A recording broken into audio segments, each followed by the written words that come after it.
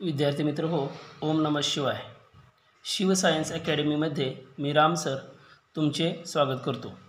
आज आपण इयत्ता 6वीचा lesson 9 motion and types of motion part 2 भाग 2 पाहणार आहोत.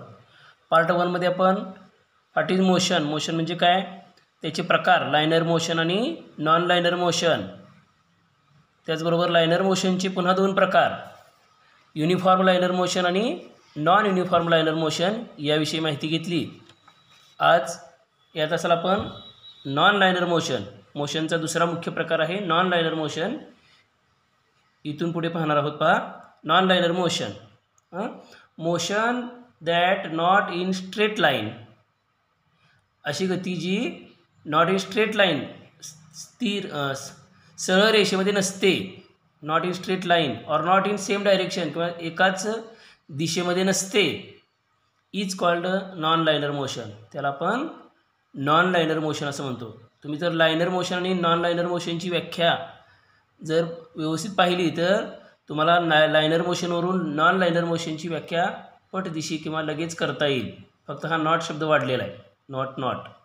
बाकी लायनर मोशन आणि नॉन लायनर मोशनची व्याख्या एकसारखीच आहे. ठीक आहे. तर पुन्हा बघा काय आहे, motion that not in straight line or not in same direction is called non linear motion. अशी गती जी सरळ रेषेमध्ये नसते किंवा सरळ एका दिशेमध्ये नसते तिला नॉन लायनर मोशन असं म्हणतात. Types of non linear motion, इथं शब्द राहिला पाहिजे, non linear motion. Types of non linear motion, तर 4 टाईप्स आहेत. पहिला आहे ऑस्किलेटरी मोशन, दुसरा आहे सर्क्युलर मोशन, तिसरा आहे पिरियडिक मोशन आणि चौथा आहे प्रकार रँडम मोशन. आता आपण हे ओळीनं प्रकार पाहणार आहोत. नॉन लायनर मोशनचे प्रकार पहिला आहे ऑस्किलेटरी मोशन. आता इथं आपल्याला चित्र दिलं आहे. चित्रामध्ये एक गर्ल काय करते, स्विंगिंग, झोपाळा करते, झोपाळ्यावर खेळत आहे. बघा, oscillatory motion, motion of body that is oscillating. Oscillating म्हणजे या पद्धतीने दोलन घेणे. तर गती जी या पद्धतीने दोलन घेत असते, that is swinging back and fourth, म्हणजेच पुढे मागे होत असते. ज्या गतीमध्ये वस्तू पुढे मागे होत असते इज कॉल्ड ऑस्किलेटरी मोशन. त्याला काय म्हणलं जातं, ऑस्किलेटरी मोशन. याची एक्झाम्पल काय आहेत बघा बरं. स्विंगिंग गर्ल ही झोपाळा खेळणारी मुलगी. मुवमेंट ऑफ पेंड्युलम, आपल्याला पेंड्युलम माहिती आहे, घड्याळाचा पेंड्युलम, तो सुद्धा या पद्धतीनं घड्याळाचा सेकंड काटा जो काही घड्याळामध्ये असतो पेंड्युलमच्या स्वरूपामध्ये, तो सुद्धा उजव्या बाजूला डाव्या बाजूला, उजव्या बाजूला डाव्या बाजूला या पद्धतीने त्याची स्विंगिंग होत असतं. Needle of a saving machine, शिलाई मशीनची सुई जी खालीवर पूर्ण होत असते. पहा. पुढं चौथा उदाहरण आहे विंग्स ऑफ बर्ड्स, पक्ष्याचे पंख हे या पद्धतीनं दोन्ही बाजूला खालीवर होत असतात. त्यानंतर डायफ्रॅगम ऑफ तबला, तबल्याचा पडदा. स्ट्रिंग ऑफ गिटार, गिटाराची स्ट्रिंग, हे झाले ऑस्किलेटरी मोशनची एक्झाम्पल्स. पुढचा प्रकार बघा नॉन लायनर मोशनचा आहे कोणता प्रकार, सर्क्युलर मोशन, वर्तुळाकार गती. तर चित्रामध्ये दाखवलेत पहा. सर्क्युलर मोशन हा फॅन दाखवलेला आहे, तो गोलाकार वर्तुळाकार फिरत असतो. आणि हे जायंट व्हील, छोट्या स्वरूपातलं जायंट व्हील दाखवलेला आहे, पाळणा खेळण्याचा, जत्रेमध्ये असणाऱ्या पाळणे या पद्धतीचे असतात. तर circular motion, motion of object along circular path. Circular path म्हणजे वर्तुळाकार मार्गानं जी गती असते इज कॉल्ड सर्क्युलर मोशन. त्याला सर्क्युलर मोशन असं म्हणतात. जी वस्तू वर्तुळाकार मार्गाने फिरत असते त्या वस्तूला सर्क्युलर मोशन असतं. एक्झाम्पल आहे फॅन, जायंट व्हील इथे दाखवलेले आहेत, मेरी गो राऊंड. त्यानंतर हँड्स ऑफ क्लॉक म्हणजे घड्याळाचे काटेसुद्धा वर्तुळाकार फिरत असतात. पहा, सेकंड काटा एका मिनिटाला पूर्ण एक राऊंड पूर्ण करतो, मिनिट काटा एका तासाला 1 राऊंड पूर्ण करतो, आणि तास काटा 12 तासामध्ये 1 राऊंड पूर्ण करतो. तर ते हँड्स आहेत काटे, ते हँड्स ऑफ क्लॉक हे यांना सर्क्युलर मोशन असते. पुढचा आहे पिरियडिक मोशन. ठीक आहे, बघा periodic motion, motion of object which passes through a certain point again and again. ज्या मोशनमध्ये किंवा ज्या गतीमध्ये काय असतं, वस्तू सर्टन पॉईंटला विशिष्ट बिंदूला अगेन अँड अगेन येते.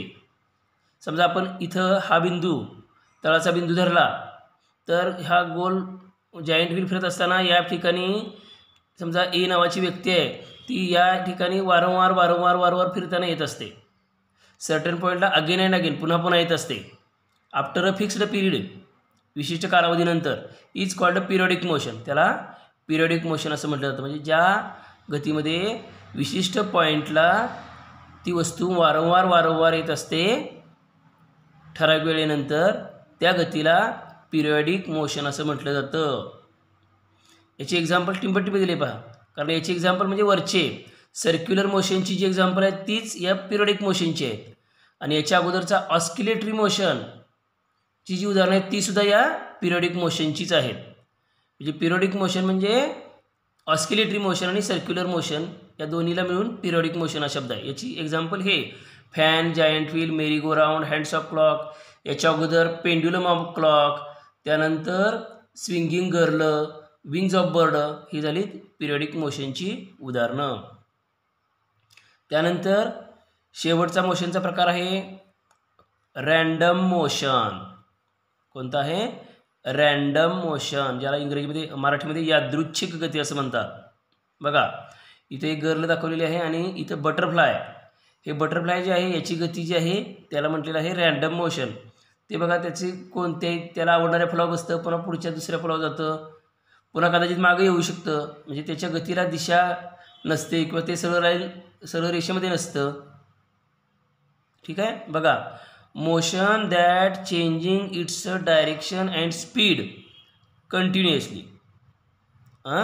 ज्या गतीमध्ये डायरेक्शन म्हणजे दिशा अँड स्पीड आणि गती, जर दिशा आणि गती कंटिन्युअली सतत बदलत असेल तर त्या मोशनला कॉल्ड रँडम मोशन, त्याला रँडम मोशन असं म्हटलं जातं. म्हणजे दिशा आणि गती सतत बदलत असे यामध्ये ते रँडम मोशन.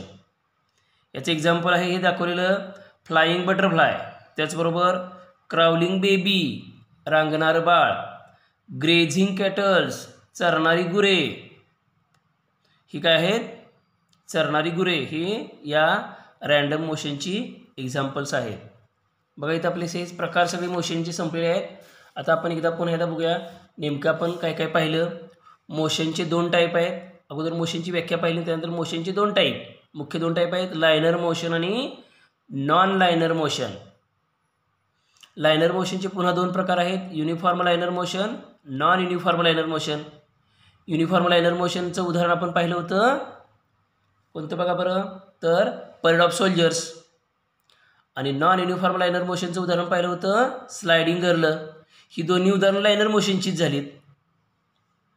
ठीक आहे, पुढं नॉन लायनर मोशन आत्ता आपण पाहिलं, ज्यामध्ये 4 प्रकार आहेत. ऑस्किलेटरी मोशन, ज्यामध्ये swinging girl, pendulum of clock. Circular motion, ज्यामध्ये उदाहरण बघितलं फॅन, जायंट व्हील.